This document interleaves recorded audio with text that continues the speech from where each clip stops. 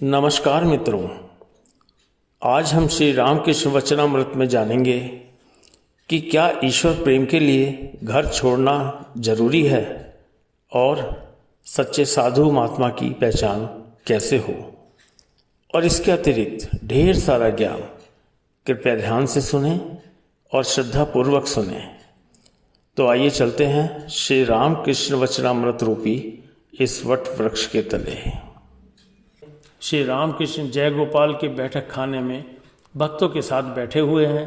सामने जय गोपाल, उनके आत्मीय तथा पड़ोसी आदि हैं। एक पड़ोसी वार्तालाप करने के लिए पहले ही से तैयार हैं। वहीं अग्रणी होकर कुछ पूछने लगे। जय गोपाल के भाई वैकुंठ भी बैठे हुए हैं। वैकुंठ, हम संसारी मनुष्य हैं, हमारे लिए कुछ कहिए। श्री रामकृष्ण, ईश्वर को जानकर एक हाथ उनके पैरों पर रखकर दूसरे हाथ से संसार का काम करो। वैकुंठ, महाराज संसार क्या मिथ्या है? श्री रामकृष्ण, जब तक उनका ज्ञान नहीं होता तब तक मिथ्या है। तब मनुष्य उन्हें भूलकर मेरा मेरा कहता रहता है।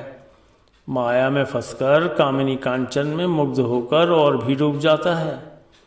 माया में मनुष्य ऐसा ज्ञानी हो जाता है कि भागने का रास्ता रखने पर भी नहीं भाग सकता। एक गाना है, महामाया की कैसी विचित्र माया है, कैसे भ्रम में उन्होंने डाल रखा है। उनकी माया में ब्रह्मा और विष्णु भी अचेत हो रहे हैं। जो जीव बेचारा भला क्या जान सकता है। मछली जाल में पकड़ी जाती है, परंतु आने जाने की राह रहने पर भी वह उससे भाग नहीं सकती।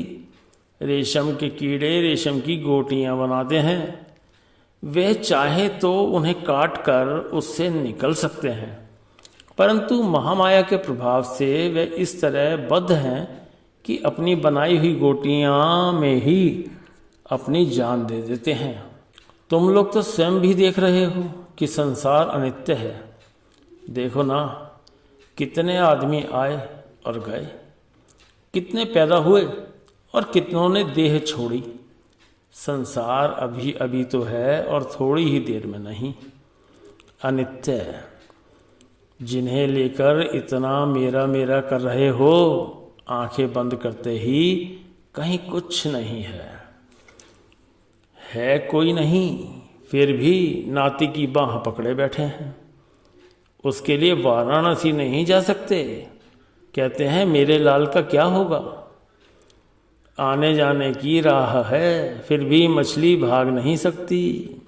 रेशम के कीड़े अपनी बनाई गोटियों में ही अपनी जान दे देते हैं। इस प्रकार का संसार मिथ्या है, अनित्य है। पड़ोसी, महाराज एक हाथ ईश्वर में और दूसरा संसार में क्यों रखें? अगर संसार अनित्य है तो एक हाथ भी संसार में क्यों रखें?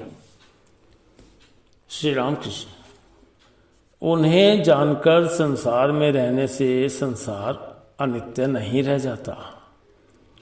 काली नाम का घेरा लगा दो, इससे फसल नष्ट न होगी। ईश्वर की शरण में जाओ, सब कुछ पाओगे। वह मुक्त केशी माँ का बड़ा ही मजबूत घेरा है। उसके अंदर यमराज पैर नहीं बढ़ा सकते।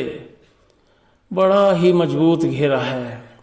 उन्हें अगर प्राप्त कर सको तो फिर संसार असार न प्रतीत होगा। जिसने उन्हें जान लिया है वह देखता है जीव जगत सब वही बने हैं। बच्चों को खिलाओ तो यह जानकर कि गोपाल को खिला रहे हो। पिता और माता को ईश्वर और जगन माता देखो और उनकी सेवा करो। उन्हें जानकर संसार में रहने से ब्याही हुई स्त्री से फिर सांसारिक संबंध नहीं रह जाता। दोनों ही भक्त हो जाते हैं। केवल ईश्वरीय बातचीत करते हैं, ईश्वरीय प्रसंग लेकर रहते हैं तथा भक्तों की सेवा करते हैं। सर्वभूतों में वे हैं, अतएव दोनों उन्हीं की सेवा करते हैं। पड़ोसी, महाराज, ऐसे स्त्री पुरुष दिख क्यों नहीं पड़ते? श्री राम कृष्ण, दिख पड़ते हैं, परंतु बहुत कम। विषयी मनुष्य उन्हें पहचान नहीं पाते। परंतु ऐसा तभी होता है जब दोनों ही भले हों, जब दोनों ही ईश्वर प्रेम प्राप्त हों, तभी ऐसा हो सकता है।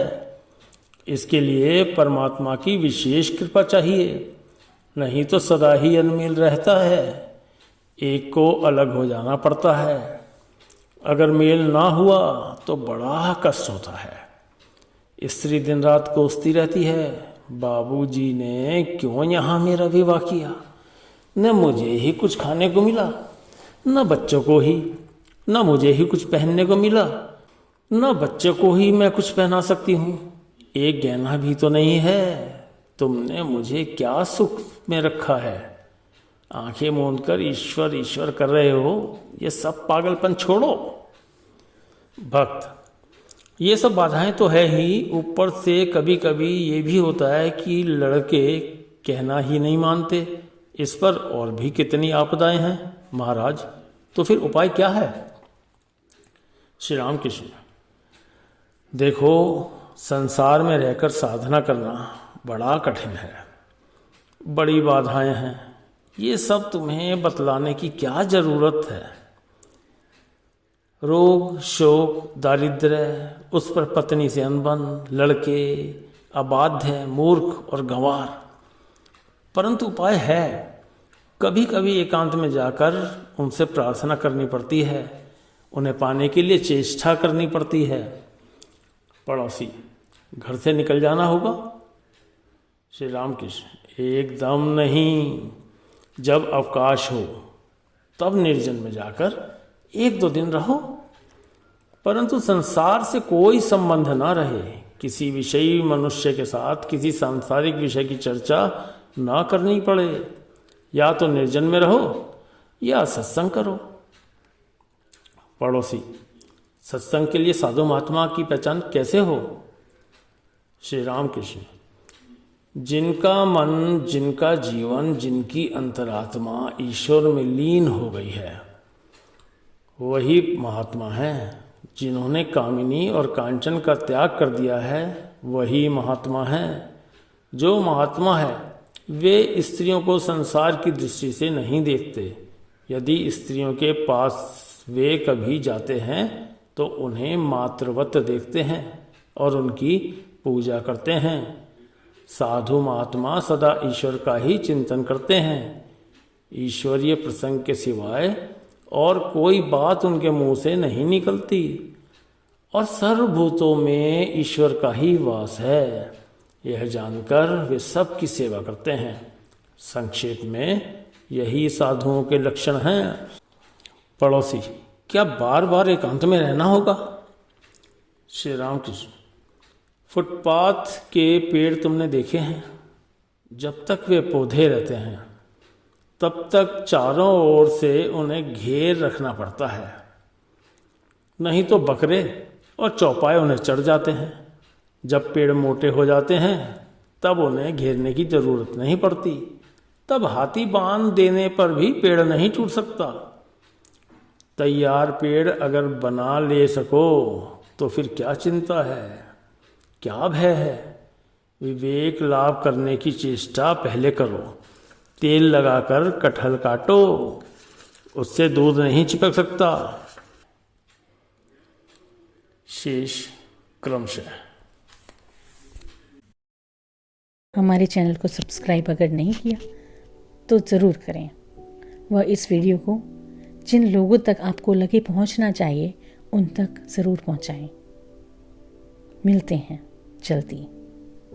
धन्यवाद।